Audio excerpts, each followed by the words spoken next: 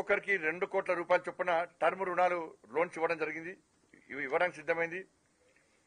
సాక్ష్యం అంగన్వాడీ పోషణ్ కింద 8 కోట్ల మందికి పైగా ఇలా పిల్లలు మానసిక పోషకాహారం కోసం కూడా నిధులు కేటాయించడం జరిగింది.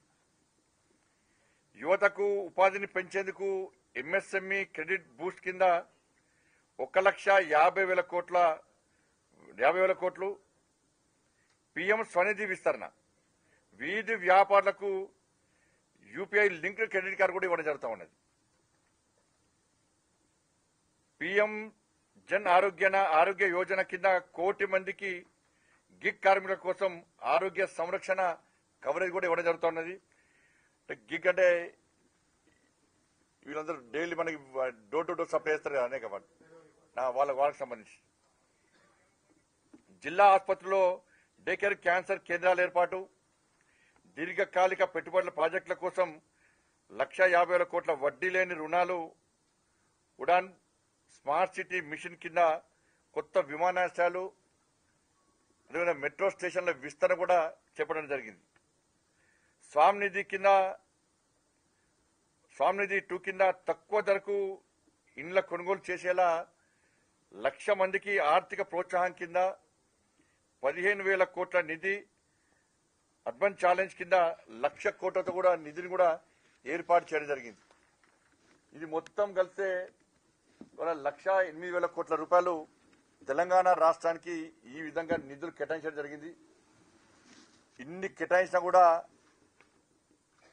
కండ్లుండి చూడలేని కబుద్దులాగా కాంగ్రెస్ పార్టీ నాయకులు వివరిస్తున్నారు.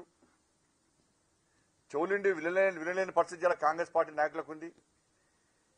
అన్ని తెలిసినా కూడా కేవలం కేంద్ర ప్రభుత్వాన్ని బదనాం చేయడమే లక్ష్యంగా వాళ్ళ 6 గ్యారెంటీల విషయంలో ప్రజల దృష్టి మళ్లించడానికి ఇలా కాంగ్రెస్ పార్టీ ప్రయత్నం చేస్తా ఉన్నది.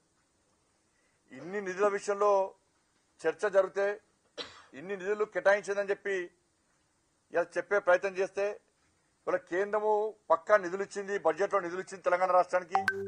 మరి 6 గ్యారెంటీల సంగతి ఏంది అని చెప్పి ప్రజలను ప్రశ్నిస్తారని చెప్పి భయపడి కాంగ్రెస్ పార్టీ యొక్క ప్లాన్ ప్రకారం కేంద్రాన్ని విమర్శించే ప్రయత్నం చేస్తా ఉన్నది. గతంలో బీఆర్ఎస్ పార్టీకి ఇదే విధంగా చేసింది. అప్పుడు మండలాల వారీగా పాదయాత్ర సందర్భంగా కానీ ఇతర నాయకుల పర్యటన సందర్భంగా కానీ ఏ మండలానికి, ఏ గ్రామానికి, ఏ జిల్లాకు, తెలంగాణ రాష్ట్రానికి ఏ పథకానికి ఎన్ని నిధులు ఇచ్చిందో స్పష్టం చేసిందో తప్పుడు బీఆర్ఎస్ పార్టీ నాయకులు అన్ని మూసుకొని కూర్చున్నారు.